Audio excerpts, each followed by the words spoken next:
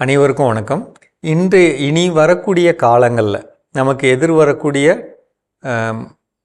பண்டிகைகள் அப்படின்னு பார்த்தா ஒன்று விநாயகர் சதுர்த்தி இருக்குது.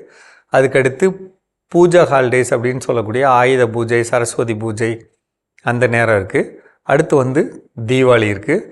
அதுக்கப்புறம் வரக்கூடிய சின்ன சின்ன எல்லா விதமான கோவில் திருவிழாக்களும் தமிழ்நாடு ஃபுல்லாக வரக்கூடிய அமைப்பு இருக்குங்க. இது எல்லாத்துலேயும் தேவைப்படக்கூடிய 2 முக்கியமான பயிர்கள்.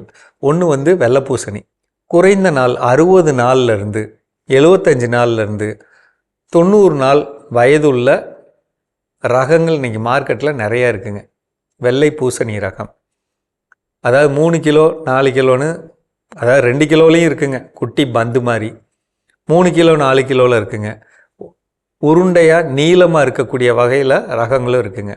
எந்த ரகமாக இருந்தாலும் இது நமக்கு அதிகமாக போகக்கூடியது. இப்போ உடனடியாக இந்த பதிவை பார்க்கக்கூடிய இந்த நாளில் நீங்கள் நட்டிங்கன்னா கூட நல்ல லாபம் தரக்கூடிய ஒரு முக்கியமான பயிர் இந்த வெள்ளை பூசணி. கொஞ்சம் மனசு வச்சு இதை பண்ணுங்கள். ரகம் தரமாக தேர்ந்தெடுங்க. நீங்கள் என்ன வகை மண்ணோ அந்த மண்ணுக்கு ஏற்ற மாதிரி தேர்ந்தெடுங்க. குறைந்த வாழ்நாள் உள்ள ரகத்தை நீங்கள் இருக்கக்கூடிய ஊரில் அந்த விதை கிடைக்கலனாலும் பக்கத்தில் இருக்க செம்மண் நிலங்கள் உள்ள ஊர்களுக்கு நகர்ந்து போய் கூட வாங்குங்க. அந்த விதையை வாங்கிட்டு வாங்க. அதான் நான் சொல்கிறேன். டைம் 60 நாளில் இருக்குது, 75 நாள் இருக்குது, 90 நாள் இருக்குது, 100 நாள் இருக்குது, 110 நாள் இருக்குது. எதுவாக இருந்தாலும் அதோட வளர்ப்பு முறை ரொம்ப எளிமையானதுங்க. பட் நீங்கள் வாங்கிட்டு வாங்க. அது நமக்கு இனி வரக்கூடிய காலத்தில் கண்டிப்பான லாபம் தரக்கூடியது. செஞ்சு பாருங்கள். அதில் தப்பு பண்ணாமல் இருக்கணும்னா என்ன செய்யணும் அப்படின்னா, உங்களுக்கே தெரியும், கொடி ஓடணும்னா கீழே வேர் ஓடணும். அப்போ மண்ணை லூஸ் பண்ணணும். ஓகேயா? அடுத்து 2வது, கம்மியாக தண்ணி தரணும். கொடி ஓடணும் இல்லைங்களா, கம்மியாக தண்ணி தரணும். 3வது, கொடினாலே என்ன அர்த்தம்? எலும்பு, அதாவது சாம்பல் சத்தும் சுண்ணாம்பு சத்தும் இருக்கணும். அதை கொடுத்துக்கலாம். 3. 4வது, நுண்ணூட்ட சத்து முக்கியம். இப்போ ஆரம்ப காலத்தில் கொடி ஓடுறப்பே இலையெல்லாம் சுருண்டுக்கிட்டு நிற்கும் பார்த்துருக்கீங்களா? கொடி ஓடாமல் அதுக்கு முக்கிய காரணம் நம்ம நிறைய தண்ணி கொடுக்கறது, சத்து கொடுக்காமல் இருக்கிறது. அது ஒரு காரணம். இன்னொரு காரணம், நுண்ணூட்ட சத்தில் ரொம்ப முக்கியமான சத்து அந்த மெக்னீஷியம், போரான், இந்த சத்தெல்லாம் இல்லாமல் இருக்குது.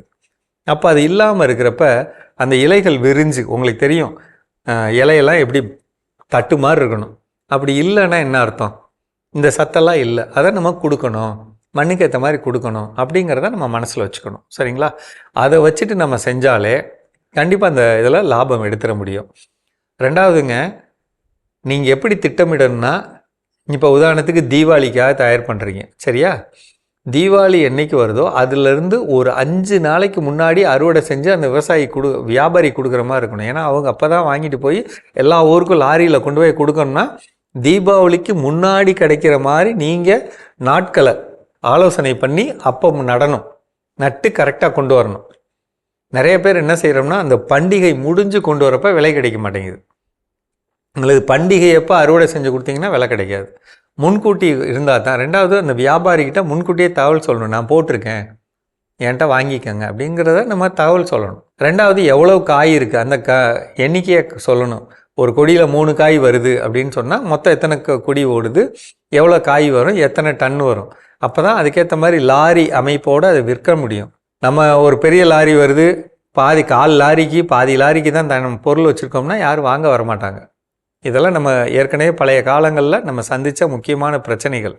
முக்கியமாக கள்ளக்குறிச்சி, சின்ன தாராபுரம், பெரம்பலூர், அரியலூர், இங்கே போன வருஷம்லாம் காய வச்சுக்கிட்டு அல்லாடுனதுக்கு காரணம் என்னென்னா திட்டமிடல் இல்லாமல் செஞ்சது. அதுக்காக தான் நான் இதெல்லாம் சொல்கிறேங்க. நீங்கள் யாருக்கு கொடுக்க போகிறீங்க, அதுலேருந்து 5 நாள், அந்த 5வது நாள் நீங்கள் அறுவடை செஞ்சு அந்த வியாபாரிகிட்ட கொடுத்தரணுங்கிற எண்ணத்தோடு அதுக்கு முன்னாடி ரகங்களை முடிவு பண்ணி செய்யுங்க. இதை மட்டும் செஞ்சிங்கன்னா வெள்ளை பூசணி, மஞ்சள் பூசணி, ஈவன் நம்மளுடைய கருப்பு தோல் உள்ள தர்பூசணி, இதெல்லாம் உங்களுக்கு நல்ல லாபம் இந்த காலத்தில் கொடுக்கக்கூடிய ஒரு முக்கியமான பயிர். செஞ்சு பாருங்கள். எதுவும் சந்தேகம் இருந்தால் கீழே நம்பரில் கேளுங்க. நான் உங்களுக்கு எல்லாம் ரகங்களோடு சொல்கிறேன். சரிங்களா? மீண்டும் சந்திப்போம்.